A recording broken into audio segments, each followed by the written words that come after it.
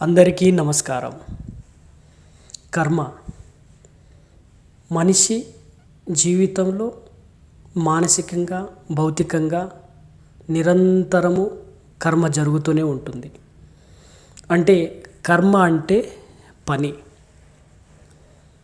మన జీవితంలో ప్రతిరోజు మనం అనేక కర్మలు చేస్తూ ఉంటాం. కానీ ఒకసారి మనలో మనమే ప్రశ్నించుకుందాం, నేను నిజంగా కర్మ చేస్తున్నానా లేక కర్మ నా ద్వారా జరుగుతున్నదా? అయితే ఒకసారి చూద్దాం, మనము చేస్తున్నామా, మన ద్వారా కర్మ జరుగుతుందా? కర్మని మనమే చేస్తున్నామా, కర్మ మన ద్వారా జరుగుతుందా అనేది ఒక్కసారి మన నిత్య జీవితంలో మన కర్మలను మనం ఎలా చేస్తున్నామో, మనం చేస్తున్నామా, మన ద్వారా జరుగుతుందా అనేది ఒకసారి చూద్దాం. మనకు ఆలోచన వస్తుంది, ఆ ఆలోచన వచ్చినంత మాత్రాన పని జరగదు. అంటే భౌతిక కర్మ జరగదు, అంటే భౌతికంగా చేసే పని జరగదు. ఆ ఆలోచన కర్మగా మారాలంటే మన శరీరము సహకరించాలి, మన చేతులు కదలాలి, మన కాళ్ళు నడవాలి, మన మెదడు స్పందించాలి. ఉదాహరణకు నీళ్లు తాగాలి అన్న ఆలోచన వచ్చింది అనుకోండి, ఆలోచన వచ్చినంత మాత్రాన మనం నీళ్లు తాగలేము కదా.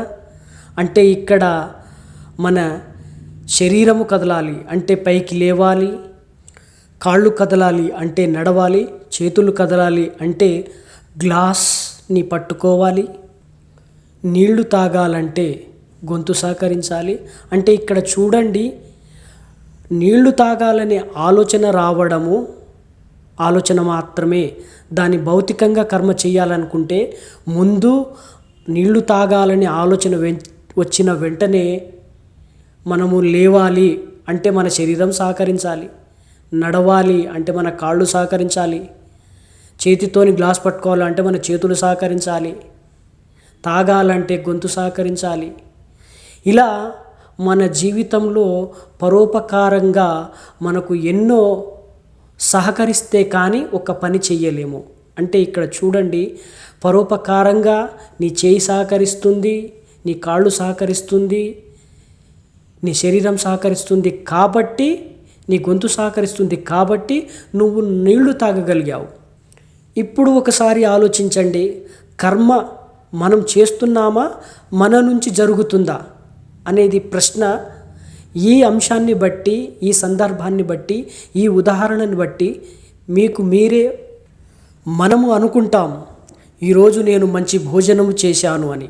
కానీ ఆ రోజు నీ శరీరము ఆహారాన్ని అంగీకరించకపోతే, నీ జీర్ణ వ్యవస్థ సహకరించకపోతే నువ్వు తినగలిగేవాడివా? అంటే ఇక్కడ ఇండైరెక్ట్గా నువ్వు తిన్నావు, కానీ దానిని యాక్సెప్టెన్సీ అంగీకరించింది నీ శరీరము, నీ జీర్ణ వ్యవస్థ అంగీకరించింది కాబట్టే నువ్వు తిన్నావు, లేదంటే నువ్వు తినలేకపోయేవాడివి. అంటే పరోపకారంగా నీకు నీ ఆహారాన్ని నీ శరీరము, నీ జీర్ణ వ్యవస్థ అంగీకరించింది కాబట్టే నువ్వు తినగలిగావు. నువ్వు అనుకుంటే జరిగేది కాదు. ఇది నీ పరిధిలో లేకుండానే పరోపకారంగా జరుగుతున్న కర్మస్థితులు ఇవి. మన ప్రతి కర్మలో ప్రకృతి సహకారం ఉంటుంది, శరీర సహకారం ఉంటుంది, కాల సహకారం ఉంటుంది, వస్తువుల సహకారం ఉంటుంది, ఇతరుల వ్యక్తుల సహకారం ఉంటుంది. ప్రపంచంలో బయటికి వెళ్ళాలనుకుంటే పరోపకారంగానే సహకారాలు తప్పనిసరి.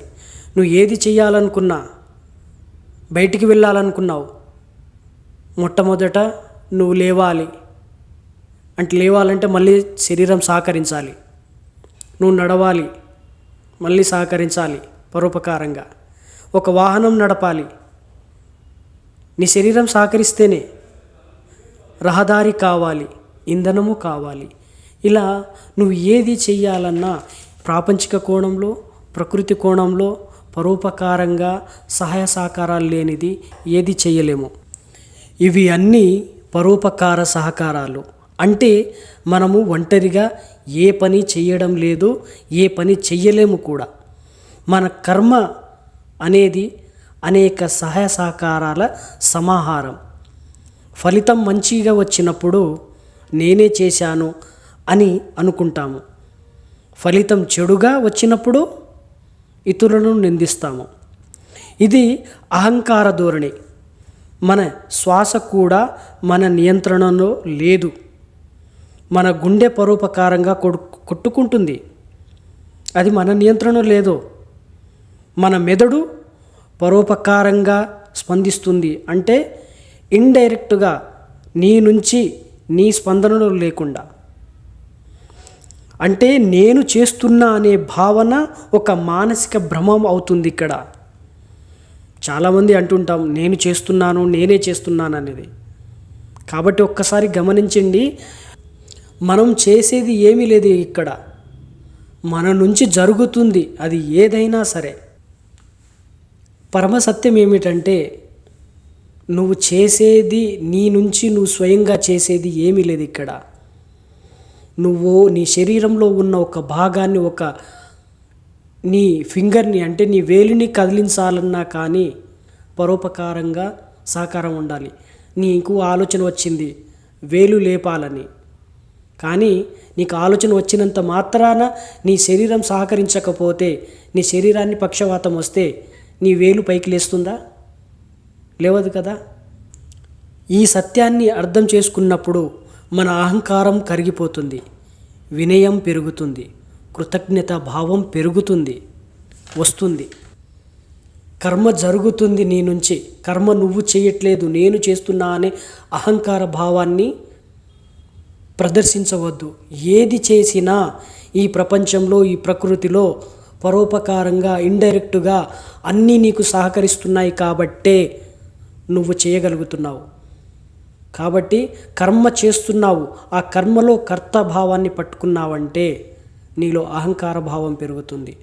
కర్తాభావన అంటే నేను చేస్తున్నాను, నేనే చేయగలను, నేనే చేస్తాను అనే బలమైన భావన, అదే అహంకార భావన అవుతుంది.